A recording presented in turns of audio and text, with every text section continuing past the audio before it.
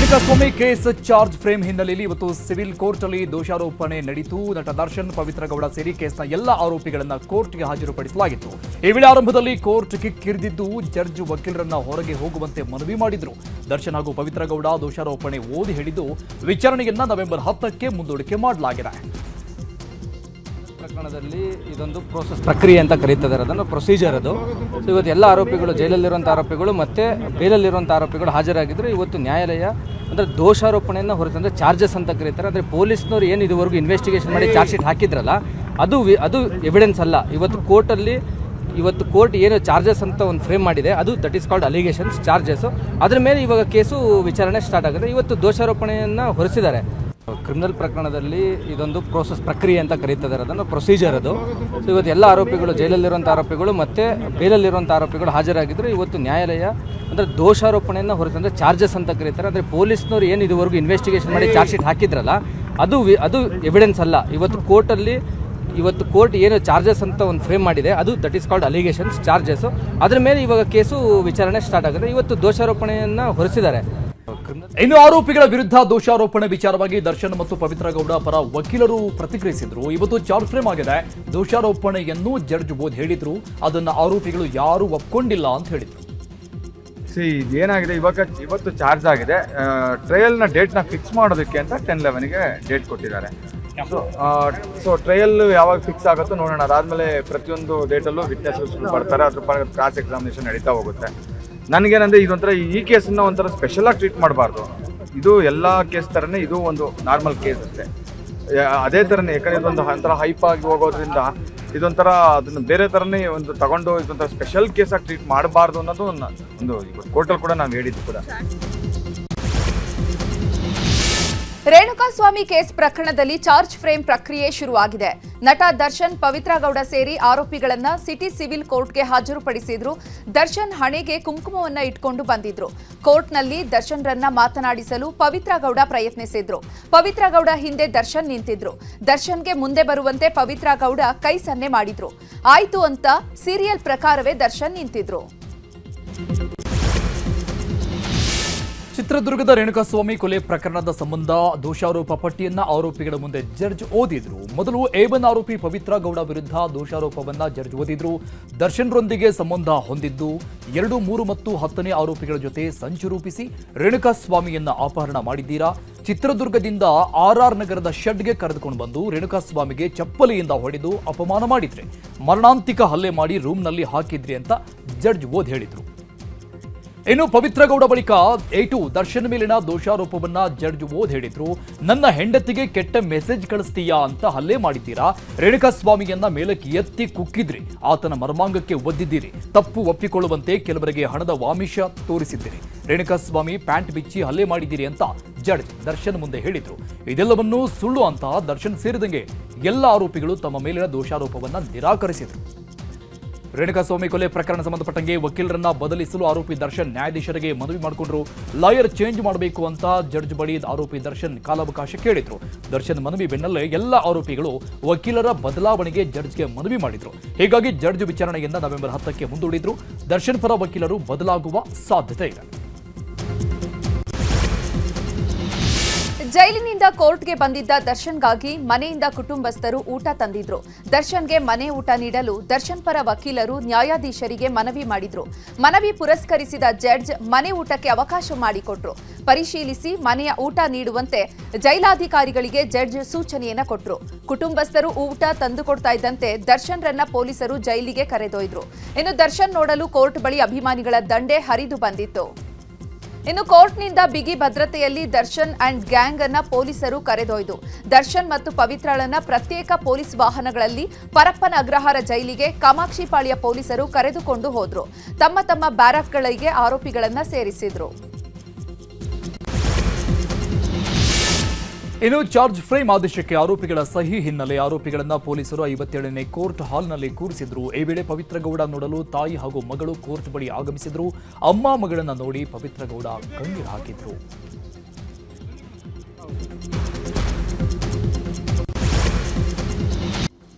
ರಾಜಕೀಯ ಸುದ್ದಿಗಳನ್ನ ನೋಡೋಣ. ಸಿಎಂ ಸಿದ್ದರಾಮಯ್ಯ ನೇತೃತ್ವದಲ್ಲಿ ಗ್ರೇಟರ್ ಮೈಸೂರು ಸಭೆ ನಡೆಯಿತು. ಶಾರದಾ ದೇವಿ ನಗರದ ವಲಯ ಕಚೇರಿಯಲ್ಲಿ ಸಭೆ ನಡೆಯಿತು.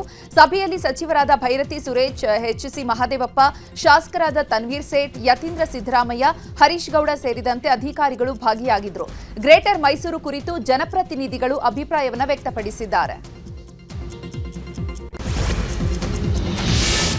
ಡಿಸಿಎಂ ಡಿಕೆ ಶಿವಕುಮಾರ್ ಸಿಎಂ ಆಗ್ತಾರೆ ಅಂತ ಬಿಹಾರದ ಮುಖಂಡರು ಹೇಳಿದ್ರು. ಈ ಕುರಿತು ಮೈಸೂರಲ್ಲಿ ಮಾತನಾಡಿದ ಸಿಎಂ ಸಿದ್ದರಾಮಯ್ಯ, ಹೈಕಮಾಂಡ್ ಬಿಟ್ಟು ಬೇರೆ ಯಾರು ಹೇಳಿದ್ರು ಬದಲಾವಣೆ ವಿಚಾರಕ್ಕೆ ಕಿಮ್ಮತ್ತೇ ಇಲ್ಲ. ಸೋನಿಯಾ ಗಾಂಧಿ, ರಾಹುಲ್ ಗಾಂಧಿ, ಮಲ್ಲಿಕಾರ್ಜುನ ಖರ್ಗೆ ಅವರು ಹೇಳಿದ್ರ ನವೆಂಬರ್ 15ಕ್ಕೆ ದೆಹಲಿಗೆ ಹೋಗ್ತೇನೆ, ಬಿಹಾರ ಚುನಾವಣೆ ಬಳಿಕ ಸಚಿವ ಸಂಪುಟ ಪುನಾರಚನೆ ಮಾಡ್ತೀವಿ ಅಂತ ಹೇಳಿದ್ರು ಸಿಎಂ. ಹೈಕಮಾಂಡು ಯಾರ್ರೀ ಹೈಕಮಾಂಡು? ಸೋನಿಯಾ ಗಾಂಧಿ ಅವರು, ರಾಹುಲ್ ಗಾಂಧಿ ಅವರು, ಖರ್ಗೆ ಅವ್ರು ಮಾತಾಡಿದಾರ? ಹೈಕಮಾಂಡ್ ತೀರ್ಮಾನ ಮಾಡಬೇಕು. ಹೈಕಮಾಂಡ್ ತೀರ್ಮಾನ ಮಾಡದೆ ಬೇರೆ ಯಾರೇ ಇದು ಮಾತಾಡಿದ್ರು ಕೂಡ ಅದಕ್ಕೆ ಕಿಮ್ಮತ್ತಿಲ್ಲ. ನಾನು ಬಿಹಾರ ಚುನಾವಣೆ ಆದ ತಕ್ಷಣ ಮಾತಾಡ್ತೀನಿ ರಾಹುಲ್ ಗಾಂಧಿ ಜೊತೆ, ಮಲ್ಲಿಕಾರ್ಜುನ್ ಖರ್ಗೆ ಜೊತೆ. ಅಲ್ಲಿ ದಿಲ್ಲಿ ಹೈಕಮಾಂಡ್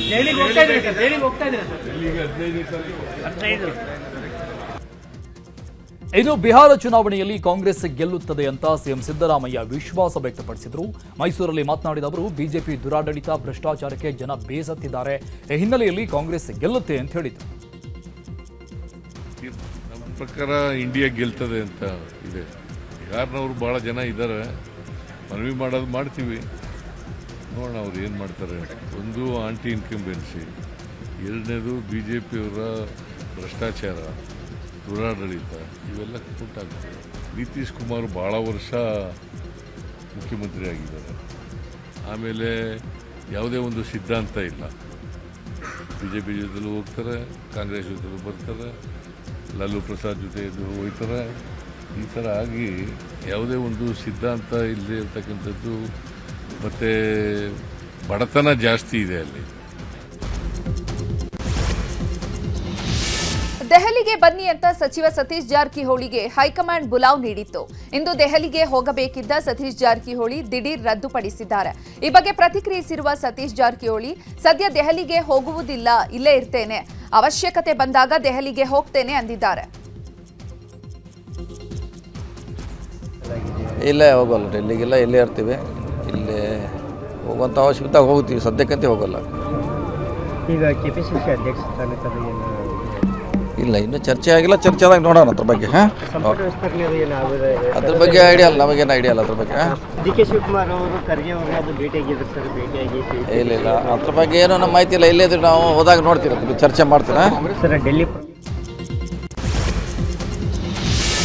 ಕೋಲಾರದ ಬಂಗಾರಪೇಟೆಯಲ್ಲಿ ಶಾಸಕ ಎಸ್ಎನ್ ನಾರಾಯಣಸ್ವಾಮಿ ಪುತ್ರಿ ವಿವಾಹ ಕಾರ್ಯಕ್ರಮದಲ್ಲಿ ಗೃಹ ಸಚಿವ ಪರಮೇಶ್ವರ್ ಭಾಗಿಯಾಗಿದ್ದರು. ಈ ವೇಳೆ ಮಾತನಾಡಿದ ಪರಮೇಶ್ವರ್, ರಾಜ್ಯದಲ್ಲಿ ಸಿಎಂ ಬದಲಾವಣೆ ಬಗ್ಗೆ ನಾನೇನು ಮಾತನಾಡಲ್ಲ, ಸಿಎಂ ಬದಲಾವಣೆ ಬಗ್ಗೆ ಚರ್ಚಿಸುವುದು ಅನವಶ್ಯಕ ಅಂತ ಹೇಳಿದರು.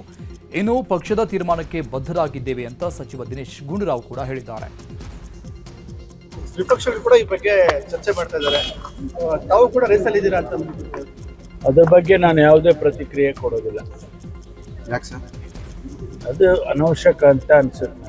ಸರ್, ನೀವು ಸಿಎಂ ಆಗ್ತೀರಿ ಅಂತ ಅಂದ್ಬಿಟ್ಟು ಹೇಸ್ ಪುಣ್ಯ ಹೇಳಿದ್ದಾರೆ ಸರ್. ಅಂದ್ರೆ ಸಿಎಂ ಆಗೋದಕ್ಕೆ ಎಲ್ಲ ಅರ್ಹತೆಗಳು ತಮಗಿದೆ ಅಂತ ಅಂದ್ಬಿಟ್ಟು ಅಭಿಮಾನದ ಮೇಲೆ ಅವ್ರು ಹೇಳಿರ್ತಾರೆ, ಅವ್ರಿಗೆ ಧನ್ಯವಾದಗಳನ್ನು ಹೇಳ್ತೀನಿ. ನೀವು ಅವ್ರ ಮೇಲೆ ಹೇಳಿ, ನಾನು ಅವ್ರ ಮೇಲೆ ಇಬ್ಬರಿಗೂ ಅಭಿಮಾನ. ಒಬ್ರಿಗೊಬ್ರು ಹೇಳ್ಕೊಂಡಿದ್ದಾರೆ. ಊಟಕ್ಕೆ ಸೇರ್ತಾ ಇರ್ತೀವಿ, ತಿಂಡಿಗೆ ಸೇರ್ತಾ ಇರ್ತೀವಿ, ಕಾಫಿ ಸೇರ್ತಾ ಇರ್ತೀವಿ. ಅಂದರೆ ಇದನ್ನೇ ಚರ್ಚೆ ಮಾಡ್ತೀವಿ ಅಂತ ಅಲ್ಲ.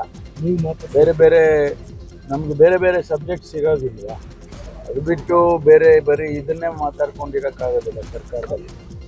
ಡೈಲಿ ಪ್ರವಾಸ ಅದು ಏನಿಲ್ಲ, ಒಂದು ದಿವಸ ಹೋಗಿದ್ದು ಕೆಲವು ವಿಚಾರಗಳದೇನೋ ಮಾತಾಡೋದಕ್ಕಂತ ಹೇಳಿದ್ರು, ಅದಕ್ಕೆ ಹೋಗಿ ಮಾತಾಡ್ಕೊಂಡು ಬಂದು ಏನಿಲ್ಲಪ್ಪ. ಅದು ಎಲ್ಲಿದೆ ಎಲ್ಲ. ಈಗ ನವಂಬರ್ ತಿಂಗಳಲ್ಲಿ ಇದ್ದೀವಿ, ಎಲ್ಲ ಅವ್ರವ್ರ ಕೆಲಸದಲ್ಲಿದ್ದಾರೆ.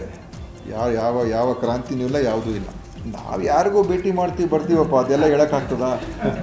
ದೆಹಲಿಗೆ ಹೋಗಿ ನಮ್ಮ ಲೀಡರ್ಸ್ನ ಮಾತಾಡ್ಕೊಂಬರೋದೇನು ದೊಡ್ಡ ವಿಷಯ ಏನಲ್ಲ. ನಮ್ಮ ಹೈಕಮಾಂಡ್ ಅಲ್ಲಿರೋದು. ಸೊ ನಾವು ಏನೇ ಇದ್ರೂ ಮಾತಾಡಬೇಕಾದ್ರೆ ಅಲ್ಲಿಗೆ ಹೋಗಬೇಕು. ಇನ್ನು ಸಿದ್ದರಾಮಯ್ಯ ಪರ ಸಚಿವ ಜಮೀರ್ ಅಹಮದ್ ಖಾನ್ ಮತ್ತೊಮ್ಮೆ ಬ್ಯಾಟ್ ಮಾಡಿದ್ದಾರೆ. ಹಾವೇರಿಯಲ್ಲಿ ಮಾತನಾಡಿದ ಅವರು, 2028ರವರೆಗೂ ಸಿಎಂ ಕುರ್ಚಿ ಖಾಲಿ ಇಲ್ಲ, ಡಿಕೆಶಿ ಅವರು ಮುಖ್ಯಮಂತ್ರಿ ಆಗಬೇಕು ಅಂತ ಆಸೆ ಇಟ್ಕೊಂಡಿದ್ದಾರೆ. ಸಿದ್ದರಾಮಯ್ಯ ಆದ್ಮೇಲೆ ಅವರು ಸಿಎಂ ಆಗಲಿ ಅಂತ ನಮಗೂ ಆಸೆ ಇದೆ. ಹೈಕಮಾಂಡ್ ಗೆರೆ ಹಾಕಿದ್ರೆ ಆ ಗೆರೆ ನಾವು ದಾಟಲ್ಲ ಅಂತ ಹೇಳಿದ್ರು. ಹಾಗೇನೆ ಹಾಸನ ಜಿಲ್ಲೆ ಅರಸೀಕೆರೆಯಲ್ಲಿ ಇಂಧನ ಸಚಿವ ಕೆಜೆ ಜಾರ್ಜ್ ಕೂಡ ಮಾತನಾಡಿದ್ದಾರೆ. ಆ ಕುರ್ಚಿಯಲ್ಲಿ ಮನೆ ಸಿದ್ದರಾಮಯ್ಯ ಅವರು ಕೂತಿದ್ದಾರೆ. ಆ ಕುರ್ಚಿ 2028ವರೆಗೂ ಖಾಲಿ ಇಲ್ಲ. ಆ ಕುರ್ಚಿಯಲ್ಲಿ ಕುರ್ಚಿ ಖಾಲಿ ಇದೆಯಾ? ಕುರ್ಚಿಯಲ್ಲಿ ಕೂತಾರೆ. ಈಗ ಡಿ ಕೆ ಶಿವಕುಮಾರ್ ಅಭಿಮಾನಿಗಳು ಆಮೇಲೆ ಡಿ ಕೆ ಶಿವಕುಮಾರ್ ಸಾಹೇಬ್ರು ಅವರು ಮುಖ್ಯಮಂತ್ರಿ ಆಗಬೇಕಂತ ಆಸೆ ಇದ್ದಾರೆ. ನಾವು ಅವ್ರ ಮುಖ್ಯಮಂತ್ರಿ ಮುಂದೆ ಸಿದ್ದರಾಮಯ್ಯ ಆದಮೇಲೆ ಅವ್ರು ಮುಖ್ಯಮಂತ್ರಿ ಆಗಲಿ ಅಂತ ನಮಗೂ ಆಸೆ ಇದೆ. ನಿಮ್ಮ ಹೇಳಿಕೆ ಎರಡೂವರೆ ವರ್ಷ ಇಲ್ಲ ಅನ್ನಂಗಾಯ್ತು. ಸಿದ್ದರಾಮಯ್ಯ ಅದಿದ್ರೆ 28 ಇದ್ದಿದ್ರೆ 28ವರೆಗೂ ಇದಾಗ್ತಾಯ್ತಾ? ಆಮೇಲೆ ನಮ್ಮ ಪಕ್ಷ ಇನ್ನೊಂದು ಎಲ್ಲಕ್ಕಿಂತ ಹೆಚ್ಚಾಗಿ ನಮ್ಮ ಪಕ್ಷ ಹೈಕಮಾಂಡ್. ನಾವೆಲ್ಲ ಪಕ್ಷ ಹೈಕಮಾಂಡ್ ಶಿಸ್ತಿನ ಸಿಪಾಯಿ. ಅವ್ರು ಏನು ಹೈಕಮಾಂಡ್ ಸೂಚನೆ ಕೊಡ್ತಾರೆ ಅವ್ರಿಗೆ ಗೆರೆ ಹತ್ರ ಗೆರೆ ದಾಟಲ್ಲ ನಾವು. ಏನು ಕ್ರಾಂತಿನಿಲ್ಲ ಪ್ರಾಂತಿನೂ ಇಲ್ಲ. ಅದು ಬದಲಾವಣೆ ಹೈಕಮಾಂಡ್ ಅವರು ಏನಾದ್ರು ಹೇಳಿದಾರ? ಮಲ್ಲಿಕಾರ್ಜುನ್ ಖರ್ಗೆ ಅವರು ಬದಲಾವಣೆ ಆಗ್ತದೆ ಅಂತ ಹೇಳಿದಾರ? ನಮ್ಮ AICC ಅಧ್ಯಕ್ಷರು ರಾಹುಲ್ ಗಾಂಧಿ ಅವರು ಹೇಳಿದಾರ? ಸೋನಿಯಾ ಗಾಂಧಿ ಅವರು ಹೇಳಿದಾರ? ಹೇಳಿದ ಮೇಲೆ ನೀವು ನನಗೆ ಏನಾದ್ರು ಕೇಳಿದ್ರೆ ನಾನು ಸಿಎಂ ಅವ್ರ ಟೋನೇ ಚೇಂಜ್ ಆಗಿರ್ತಾರೆ. 1 ತಿಂಗಳ ಹಿಂದೆ 5 ವರ್ಷ ನಾನೇ ಸಿಎಂ ಅಂತಿದ್ರು. ಈಗ ಹೈಕಮಾಂಡ್ ಬಯಸಿದ್ರೆ ನಾನು ಕಂಟಿನ್ಯೂ ಆಗ್ತೀನಿ. ಒಂದು ನಿಮಿಷ ಕೇಳಿ. ಅವ್ರು ಯಾವತ್ತೂ ಅದನ್ನೇ ಹೇಳ್ತಾರೆ. ಅವ್ರು ಯಾವತ್ತೂ ನಾನು ಚೀಫ್ ಮಿನಿಸ್ಟರ್ ಆಗ್ತೀನಿ ಚೀಫ್ ಮಿನಿಸ್ಟರ್ ಆಗೋಬೋದ್ರು ಹೇಳಲಿಲ್ಲ. ಹಾಗೇನು ಮಾಡ್ತಾರೆ, ನಮ್ಮಲ್ಲಿ ಒಂದು ಸಿಸ್ಟಮ್ ಇದೆ. ನಮ್ಮ CLP ಮೀಟಿಂಗ್ ಕರೀತಾರೆ, ಹೈಕಮಾಂಡ್ ನಂತರ ಯಾರು ಚೀಫ್ ಮಿನಿಸ್ಟರ್ ಆಗಬೇಕು ನಿರ್ಧಾರ ತಗೊಳ್ತಾರೆ.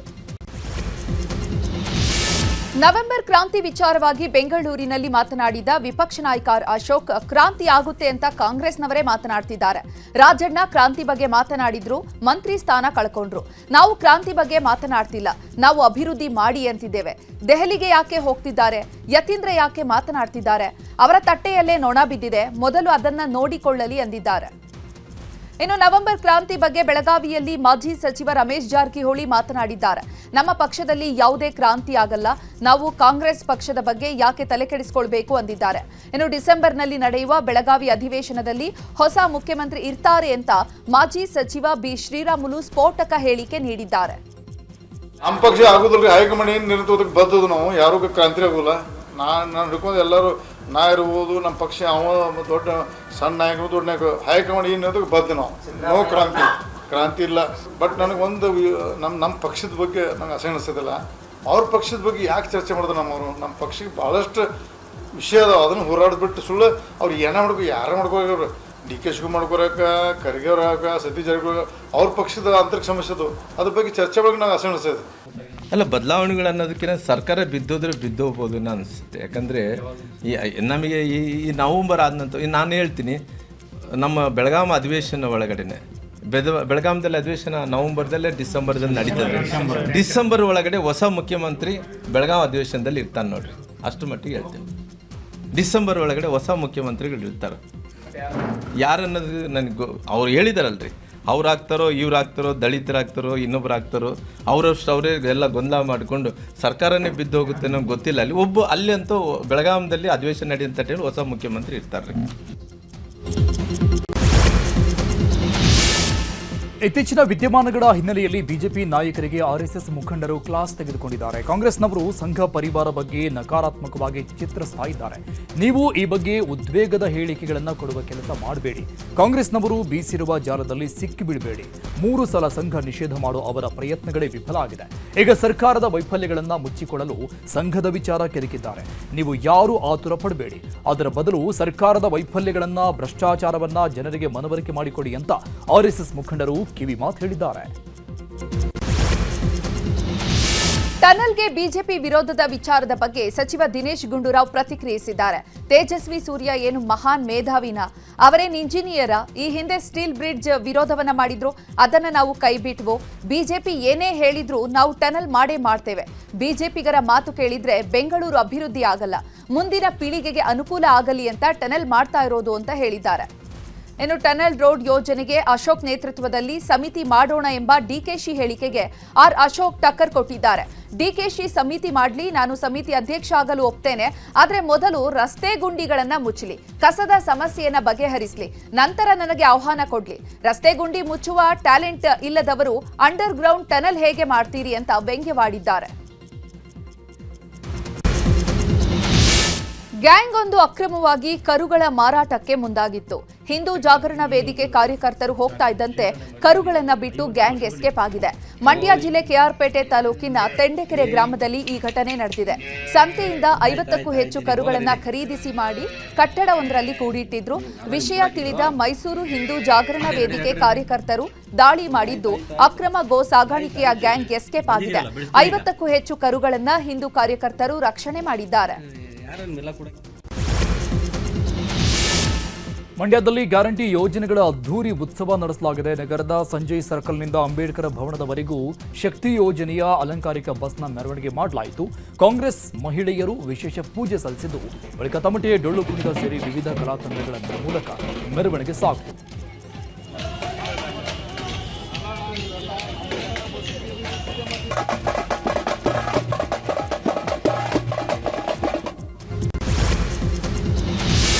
ಕೊಪ್ಪಳ ನಗರದಲ್ಲಿರುವ ವಾಜಪೇಯಿ ನಗರ ವಸತಿ ಯೋಜನೆಗೆ ಕಾಯಕಲ್ಪ ಸಿಕ್ಕಿದೆ. ದಶಕ ಕಳೆದ್ರೂ ಮನೆಗಳು ಪೂರ್ಣಗೊಂಡಿರಲಿಲ್ಲ. ಹೀಗಾಗಿ ಇದರ ಕುರಿತು ನ್ಯೂಸ್ 18 ಕನ್ನಡದಲ್ಲಿ ವರದಿ ಪ್ರಸಾರ ಮಾಡಲಾಗಿತ್ತು. ಸದ್ಯ ಈ ವರದಿಗೆ ಸಚಿವ ಜಮೀರ್ ಅಹಮದ್ ಪ್ರತಿಕ್ರಿಯೆ ನೀಡಿದ್ದು 2026ರ ಒಳಗೆ ಮನೆಗಳ ಕಾಮಗಾರಿ ಪೂರ್ಣಗೊಳಿಸುವುದಾಗಿ ಭರವಸೆ ನೀಡಿದ್ದಾರೆ. 1,80,253 ಮನೆಗಳು ಹಿಂದಿನ ಸರ್ಕಾರದಲ್ಲಿ ಸಿದ್ದರಾಮಯ್ಯ ಮುಖ್ಯಮಂತ್ರಿ ಇರುವಾಗ ಸ್ಯಾಂಕ್ಷನ್ ಆಗಿದ್ದು. 200 ಕೋಟಿ ಬಿಡುಗಡೆ ಮಾಡಿದ ಕಾರಣಕ್ಕೆ 36,789 ಮನೆ ಕೊಟ್ವಿ. ಈಗ ಇದೇ ತಿಂಗಳು 29ನೇ ತಾರೀಕಿಗೆ ನಮ್ಮ ನಾಯಕರಾದಂಥ ರಾಹುಲ್ ಗಾಂಧಿ ಅವರು ಬರ್ತಾವ್ರೆ, ಖರ್ಗೆ ಸಾಹೇಬರು ಬರ್ತಾವ್ರೆ, ವೇಣುಗೋಪಾಲ್ ಬರ್ತಾವ್ರೆ, ಮನೆ ಮುಖ್ಯಮಂತ್ರಿ ಅವರು ಬರ್ತಾವ್ರೆ, ಉಪಮುಖ್ಯಮಂತ್ರಿಗಳು ಬರ್ತಾರೆ. ಹುಬ್ಬಳ್ಳಿಯಲ್ಲಿ ದೊಡ್ಡ ಮಟ್ಟದಲ್ಲಿ ಕಾರ್ಯಕ್ರಮ ಮಾಡ್ತಾ ಇದ್ದೀವಿ. ಇದೇ ತಿಂಗಳು 28ನೇ ತಾರೀಕಿಗೆ 42,345 ಮನೆಗಳು ಕೊಡ್ತಾ ಇದ್ದೀವಿ ಕಂಬೋರ್ಡಲ್ಲಿ. ರಾಜಸ್ಥಾನದ ಜೈಪುರ್ನಲ್ಲಿ ಸಂಭವಿಸಿದ ಭೀಕರ ರಸ್ತೆ ಅಪಘಾತದಲ್ಲಿ 10ಕ್ಕೂ ಹೆಚ್ಚು ಮಂದಿ ಬಲಿಯಾಗಿದ್ದಾರೆ. ಹೆದ್ದಾರಿಯಲ್ಲಿ ವೇಗವಾಗಿ ಬಂದ ಟಿಪ್ಪರ್ ಹಲವು ವಾಹನಗಳಿಗೆ ಗುದ್ದಿದೆ. ಹರ್ಮಾದ ಲೋಹ ಮಂಡಿ ಪ್ರದೇಶದಲ್ಲಿ ಈ ಭಯಾನಕ ಅಪಘಾತ ಸಂಭವಿಸಿದೆ. ಟಿಪ್ಪರ್ ಗುದ್ದಿದ ರಭಸಕ್ಕೆ ಹಲವು ವಾಹನಗಳು ಜಖಂಗೊಂಡಿದೆ. 10ಕ್ಕೂ ಹೆಚ್ಚು ಮಂದಿ ಸಾವಿಗೀಡಾಗಿದ್ದು 30 ಜನ ಗಾಯಗೊಂಡಿದ್ದಾರೆ.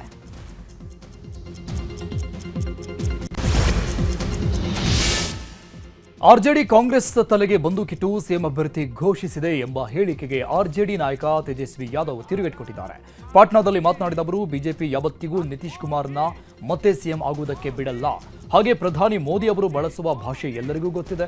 ಅವರು ಗುಜರಾತ್ನಲ್ಲಿ ಮಾತ್ರ ಫ್ಯಾಕ್ಟರಿ, ಡೇಟಾ ಸೆಂಟರ್ಗಳ ಬಗ್ಗೆ ಮಾತಾಡ್ತಾರೆ, ಆದರೆ ಬಿಹಾರದಲ್ಲಿ ಮಾತ್ರ ಅಭಿವೃದ್ಧಿ ಬಿಟ್ಟು ಬಂದೂಕುಗಳ ಬಗ್ಗೆ ಮಾತಾಡ್ತಾರೆ. ಇದರ ಮೂಲಕ ಜನರಿಗೆ ಯಾವ ಸಂದೇಶ ಕೊಡ್ತಾ ಇದ್ದಾರೆ ಅಂತ ಕಿಡಿಕಾರಿದರು.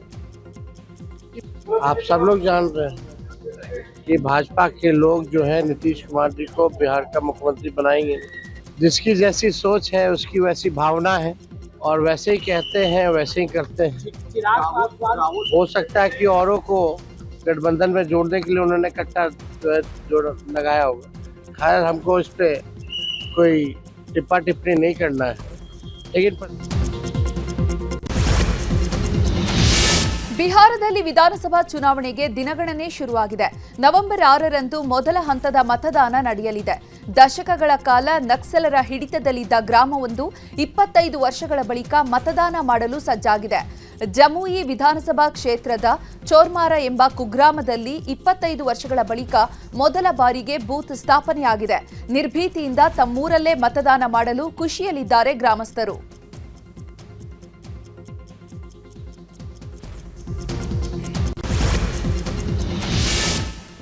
ಮೊಂಥಾ ಚಂಡಮಾರುತದಿಂದಾಗಿ ಬಿಹಾರದಲ್ಲಿ ರೈತರು ಸಂಕಷ್ಟಕ್ಕೆ ಸಿಲುಕಿದ್ದಾರೆ. ಪಾಟ್ನಾ ಜಿಲ್ಲೆಯ ದಾನಪುರ ವ್ಯಾಪ್ತಿಯಲ್ಲಿ ಭಾರೀ ಮಳೆ ಗಾಳಿಯಿಂದ ಅಪಾರ ಪ್ರಮಾಣದ ಬೆಳೆ ನಾಶವಾಗಿದೆ.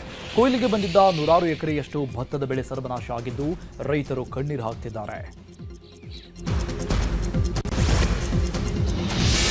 ನವದೆಹಲಿಯ ಭಾರತ್ ಮಂಟಪದಲ್ಲಿ ಉದಯೋನ್ಮುಖ ವಿಜ್ಞಾನ, ತಂತ್ರಜ್ಞಾನ ಮತ್ತು ನಾವೀನ್ಯತೆ ಸಮಾವೇಶ ನಡೀತಾ ಇದೆ. ಸಮಾವೇಶ ಉದ್ಘಾಟಿಸಿ ಮಾತನಾಡಿದ ಪ್ರಧಾನಿ ಮೋದಿ, ಸಂಶೋಧನೆ ಮತ್ತು ಅಭಿವೃದ್ಧಿಯಲ್ಲಿ ಖಾಸಗಿ ವಲಯದ ಹೂಡಿಕೆಗಳನ್ನು ಉತ್ತೇಜಿಸಲು 1 ಲಕ್ಷ ಕೋಟಿ ರೂಪಾಯಿ ಸಂಶೋಧನೆ, ಅಭಿವೃದ್ಧಿ ಮತ್ತು ನಾವೀನ್ಯತೆ ನಿಧಿಯನ್ನು ಪ್ರಾರಂಭಿಸುವುದಾಗಿ ಘೋಷಿಸಿದ್ದಾರೆ. पूरा भारत अपनी क्रिकेट ಮಹಿಳಾ ವಿಶ್ವಕಪ್ ಫೈನಲ್ನಲ್ಲಿ ಭಾರತ ತಂಡ ದಕ್ಷಿಣ ಆಫ್ರಿಕಾವನ್ನು ಸೋಲಿಸಿ ಚೊಚ್ಚಲ ಏಕದಿನ ವಿಶ್ವಕಪ್ ಗೆದ್ದು ಇತಿಹಾಸ ಬರೆಯಿತು. ರಿಲಯನ್ಸ್ ಫೌಂಡೇಶನ್ ಮುಖ್ಯಸ್ಥೆ ನೀತಾ ಅಂಬಾನಿ ಕೂಡ ಟೀಂ ಇಂಡಿಯಾಗೆ ವಿಶ್ ಮಾಡಿದ್ದಾರೆ. ಟೀಂ ಇಂಡಿಯಾ ಮಹಿಳಾ ಆಟಗಾರರು ಉತ್ತಮ ಪ್ರದರ್ಶನ ನೀಡಿದ್ದಾರೆ. ವಿಶ್ವಕಪ್ನಲ್ಲಿ ನಮ್ಮ ತಂಡ ಅಮೋಘ ಸಾಧನೆ ಮಾಡಿದೆ. ಇಡೀ ದೇಶವೇ ಹೆಮ್ಮೆ ಪಡುವಂತಹ ಸಾಧನೆ ಮಾಡಿದ ವನಿತೆಯರಿಗೆ ಅಭಿನಂದನೆಗಳು ಅಂತ ನೀತಾ ಅಂಬಾನಿ ಹೇಳಿದ್ದಾರೆ. Midnight, our girls have won the first ever ICC World Championship. I think you have made the whole nation swell with pride. The way you have played with courage, conviction and confidence. We are all so proud of you. And I just want to say thank you, thank you, thank you. Dhanyavad and Jai Hind. ವಿದೇಶದ ಸುದ್ದಿಗಳನ್ನು ನೋಡೋಣ. ಅಫ್ಘಾನಿಸ್ತಾನದಲ್ಲಿ 6.3 ತೀವ್ರತೆಯ ಪ್ರಬಲ ಭೂಕಂಪ ಸಂಭವಿಸಿದೆ. ಈವರೆಗೂ 20 ಮಂದಿ ಮೃತಪಟ್ಟಿದ್ದಾರೆ. 320 ಮಂದಿ ಗಾಯಗೊಂಡಿರುವ ಬಗ್ಗೆ ವರದಿಯಾಗಿದೆ. ಭೂಕಂಪದಿಂದ ಹಲವು ಮನೆಗಳು ಕುಸಿದಿದೆ. ಅಫ್ಘಾನಿಸ್ತಾನದ ವಾಯುವ್ಯ, ಮಧ್ಯ, ಪಶ್ಚಿಮ, ಉತ್ತರ, ಈಶಾನ್ಯ ಮತ್ತು ಪೂರ್ವ ವಲಯಗಳು ಸೇರಿದಂತೆ ಅನೇಕ ಪ್ರದೇಶಗಳಲ್ಲಿ ಮಧ್ಯರಾತ್ರಿ 12:59 ಸುಮಾರಿಗೆ ಭೂಮಿ ಕಂಪಿಸಿದೆ. ಕಟ್ಟಡಗಳ ಅವಶೇಷಗಳಡಿ ಸಿಲುಕಿರುವ ಗಾಯಾಳುಗಳ ರಕ್ಷಣಾ ಕಾರ್ಯಾಚರಣೆ ಭರದಿಂದ ಸಾಗ್ತಿದೆ. ಜಗತ್ತಿನ ಯಾವುದೇ ಡೀಲ್ ಸುಲಭ ಎನ್ನುವ ಅಮೆರಿಕ ಅಧ್ಯಕ್ಷ ಟ್ರಂಪ್ ಪುಟಿನ್ ಹಾಗೂ ಕ್ಸಿ ಜಿನ್ಪಿಂಗ್ ರನ್ನ ಒಪ್ಪಿಸುವುದು ಕಷ್ಟ ಅಂತ ಹೇಳಿದ್ದಾರೆ.